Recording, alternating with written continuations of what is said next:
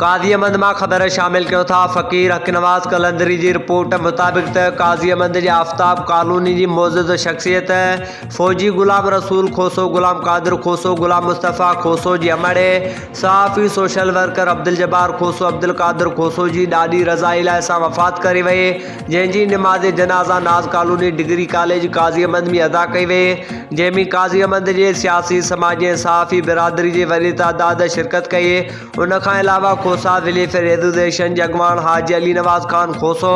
तालका सदर Wazir Hussain Khoso, press secretary doctor Ghulam Shabir खोसो,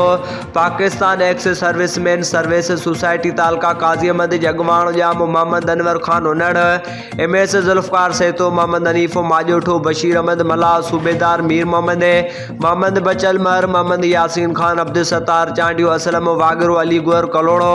नूर मोहम्मद, गुलामुल्लाह कुरैशी, गुलाम हैदर उनड़, अब्दुल रशीद कोलई समेत वॾे तादाद में माण्हुनि शिरकत कई। जंहिंखां पोइ मैयत खे पंहिंजे अबाणी क़ब्रिस्तान में दफ़न कयो वियो, जंहिंखां पोइ वारसनि सां तहदीत जो सिलसिलो जारी आहे।